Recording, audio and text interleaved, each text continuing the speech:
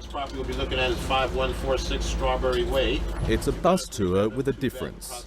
Every Saturday, a Stockton real estate agency takes prospective buyers on inspections quite unlike anything they've experienced before. This property features 3-bedroom, 2-bath. Property listed on 4320 Christian Life Way. The property is listed for $199,900. Among the house hunters is 26-year-old Ezra Stanton, who's driven 800 kilometres from neighbouring Oregon, hoping to pick up a bargain. We are looking for some investment properties and hoping just to find some good deals on a property to turn into a rental or, maybe eventually move down here. But he may be in luck. All of the houses on today's list are in foreclosure. It's one of those things where it is, someone's misfortune, but now it's the bank owns it, so what are you going to do with it? It's been called a tasteless marketing gimmick, but the Repo home tour is doing a roaring trade. Stockton, about 100 kilometres east of San Francisco, is among the American cities worst hit by the housing market's collapse. It's been flooded by forced sales, as more and more homeowners succumb to the rising interest rates often locked into subprime mortgages. At the height of the real estate boom, these homes were among the most expensive in the region. Now they're going for a song. This is a small appetizer. We're going to hit some big ones in a minute. Cesar Dias, who's been running the Repo home tour for more than 5 months, insists he's performing a public service. They're already gone, they're already vacant, and they have to be sold. So I would say the areas, the communities that we're showing are actually happy and glad that these properties are being sold quickly, so they're not vacant properties sitting there getting deteriorated. The impact of home foreclosures extends well beyond individual neighbourhoods. More empty homes means lower property taxes and cutbacks in residential services. Local officials say profit-hungry banks must take a large share of the responsibility for Stockton's predicament. I won't say all lenders and banks were to blame, but certainly there were segments of lending community that clearly, if not conducting illegal practices, very unethical practices in terms of how they were qualifying people for mortgages. Just as they're falling over each other to sell cut-price mortgages, the banks are now scrambling to offload a glut of very cheap houses. A cloud of pessimism has cast a long shadow over the U.S. economy. People just aren't spending money. They're very pessimistic about the future. Businesses are pulling back. Employment is slowing. And so we're getting into a perfect storm. The economy is about to decline.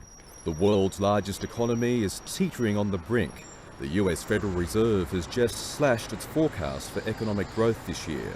Although it's yet to technically fall into recession, many economists believe a serious contraction is already well underway. Well, you have to understand that 60% of the American public thinks we're in a recession already, and for many of these folks, it feels like one. So when the economic professors actually date this thing officially, it could be over. Worried about their home being worth less than their mortgage or their job suddenly disappearing, Americans are starting to watch their pennies. It's an ominous development for an economy that's been propped up by robust consumer spending.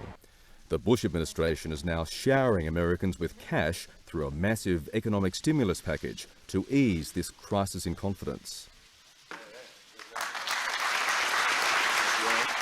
I know a lot of Americans are concerned about our economic future. Our overall economy has grown for 6 straight years, but that growth has clearly slowed. Analysts like Jared Bernstein of Washington's Economic Policy Institute fear it's much too late to prevent the inevitable. I don't think that the government's fiscal stimulus is going to preclude a recession. I do think that if it's done right and done in a timely manner, that it will make the recession less deep, less painful, and actually help a number of people. The spectre of recession looms large on the presidential campaign trail.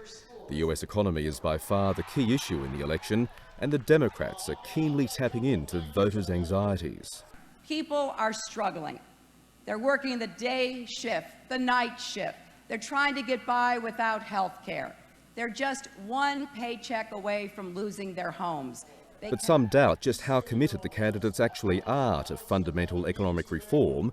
in particular tightening those dangerously loose home lending The standards. reason is I don't believe the Democrats are offering much of an alternative. The Republicans want to do more of the same. We need fundamental systemic reform on Wall Street to revive the economy. Sadly, both political parties raise a lot of money on Wall Street for their campaigns, and while they're harvesting campaign contributions, they're not going to be talking about banking reform. It's not only Americans who are worried about their economic future. The rest of the world is watching on anxiously as the engine room of the global economy splutters.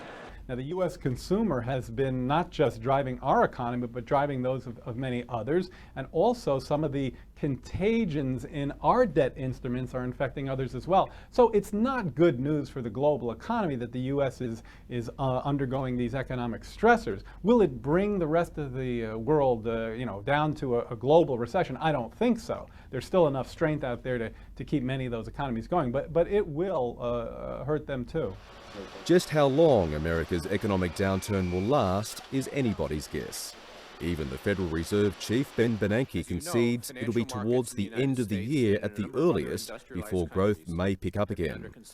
Back in Stockton, Cesar Dias sees hope in the limp housing market stirring back to life. And it is reviving. It's moving right now. We see a great movement in the price range from 150 to 250. They're moving quickly.